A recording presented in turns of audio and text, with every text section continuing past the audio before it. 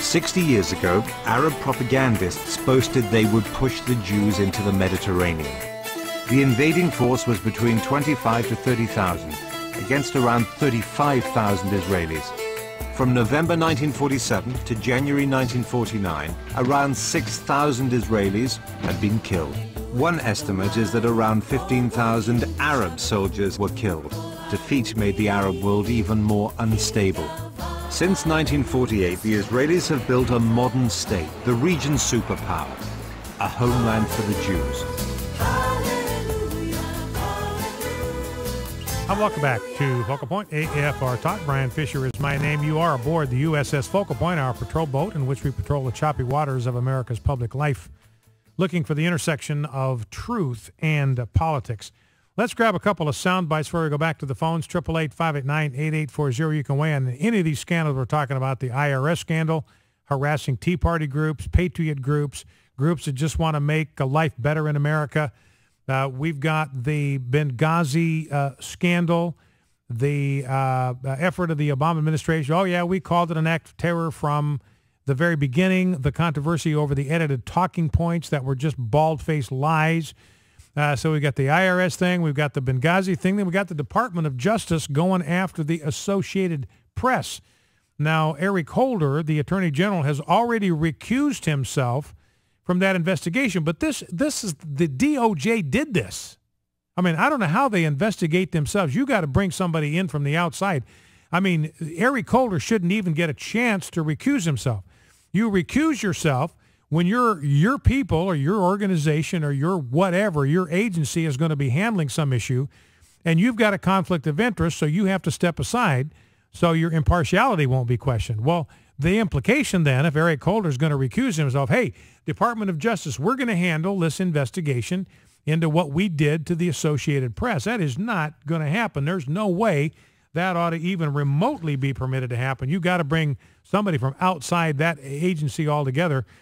You know, the Justice Department here, according to the Associated Press, acquired records for more than 20 different phone lines that were associated with the news agency, including reporters' cell phones, office phones, and home phones. They're going into these reporters' homes to get their home lines. And it could have been as many as 100 Associated Press staffers that were involved in this.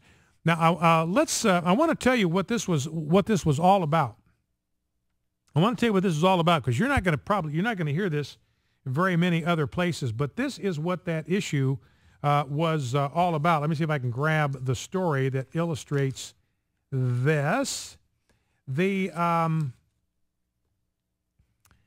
issue had to do with the first anniversary of Osama bin Laden's death. That was May 2, a year ago.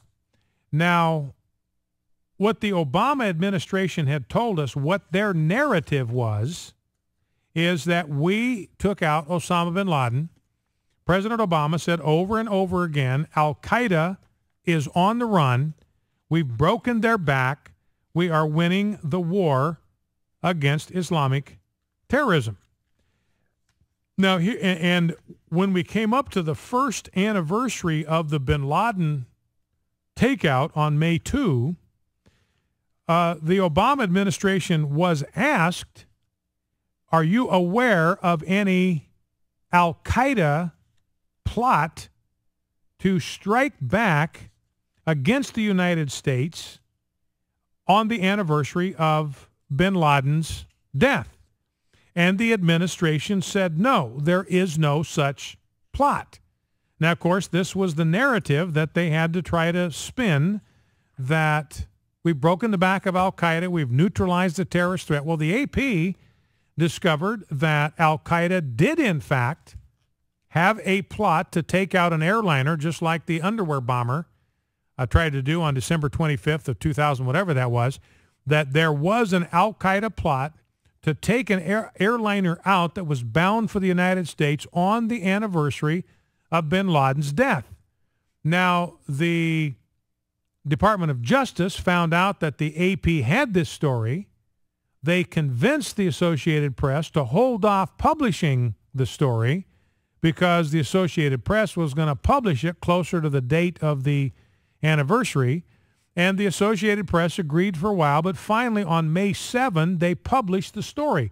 Now, the problem is this completely blew the Obama narrative out of the tub, that al-Qaeda was dead, the back had been broken, they're on the run. Here they are plotting an attack against an airliner to kill who knows how many people. Al-Qaeda, in other words, still active and still able to hatch these plots against the United States. And that's what ticked off the Obama administration, is the AP had the effrontery to tell the truth when it challenged and confronted the narrative that they were trying to spin.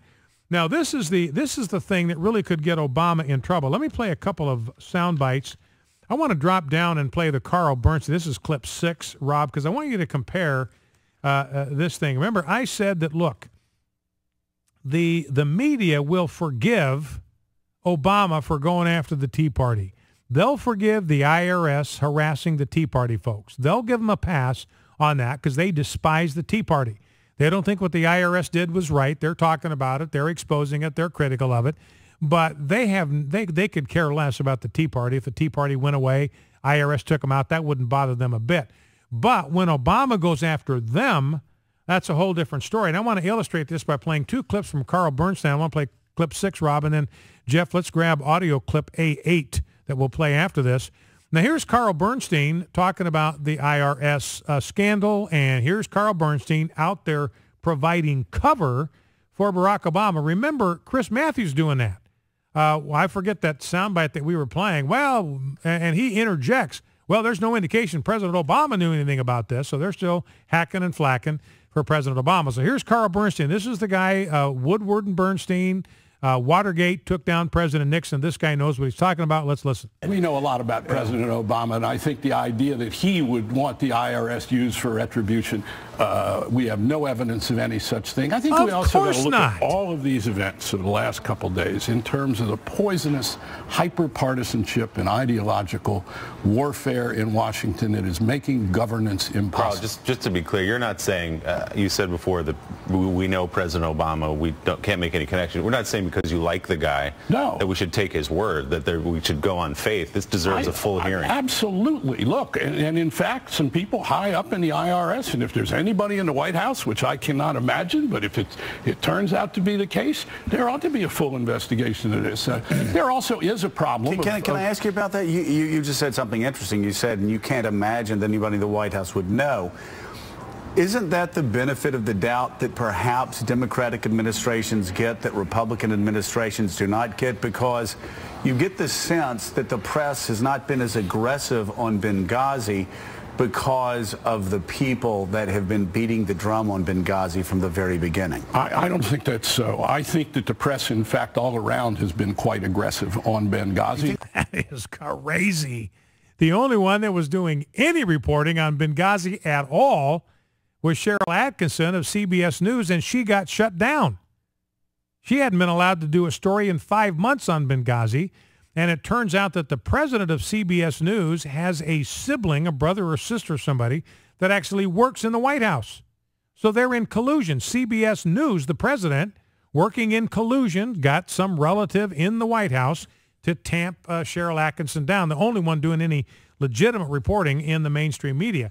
But let's grab clip A8. This is audio bite, Carl Bernstein, talking about the Department of Justice tapping the phones, well, tapping the phone lines. I don't think they eavesdropped, but they were tracking who they were calling, who was calling them, even from their home phones. I mean, the invasion of privacy here is just astronomical. The violation of constitutional rights here, First Amendment and Fourth Amendment, just off the charts. Now, here's Carl Bernstein. Remember, he just said, that IRS thing. I can't imagine anybody in the White House knew anything about this. President Obama, he's a man of integrity. He'd never be caught dead doing something like this. I can't imagine the White House is involved in this. The press, they've been all over that Benghazi thing. But listen to a different tone from Carl Bernstein on the Department of Justice Associated Press scandal.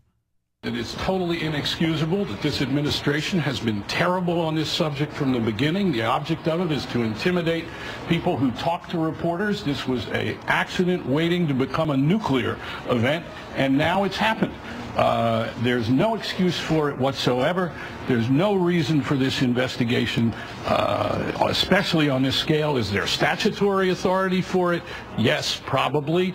Is there justification for it in terms of recognizing what the right to a free press is and what a free press means in this country? This is intimidation. It's wrong.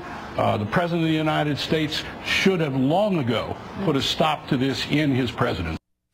Well, that's Carl Bernstein, man. This is nuclear. I can explain away Benghazi. I can even give the media some props on Benghazi. But this, doing this to us, doing this to the media, that is inexcusable. This is a nuclear event. Let's go to the phones. Let's grab a call from Jim in Fordyce, Arkansas.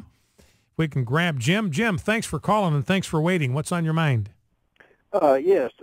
First, I want to say I pray that the Lord continue to bless you in your quest. Thank you for helping us. Thank you very much. But a couple of things came to my mind. Could this IRS scandal possibly be a way to take the heat off of the Benghazi incident? Well, it certainly has. I can't imagine it would be deliberate. I just think that you know, the cover is blown off of this thing. Yes. Okay, my other question would be, as Commander-in-Chief of our military, would Obama be subject to UCMJ? Well, you know, I appreciate the call, Jim. Thank you for that.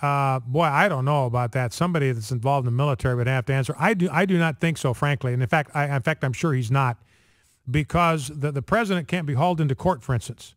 So the only one that can deal with the misconduct of the president while he is in office is Congress. I mean, I think it's a good protection. You don't want frivolous lawsuits tying up the president's time in court. So that's why the Constitution says the only one that can deal with presidential misconduct during a term of office is Congress. That's what the power of impeachment is there for. So I would say the president not subject to the UCMJ, but he is subject to the impeachment powers of Congress. Focal Point, AFR Talk. When Israel left Gaza, many hoped that the missile attacks would stop. The same UN that cheered Israel as we left Gaza, the same UN that promised to back our right of self-defense, now accuses us, my people, my country, of being war criminals. And for what? For acting responsibly in self-defense, for acting in a way that any country would act, with a restraint unmatched by many. What a travesty. Jerusalem is not a settlement, it's our capital.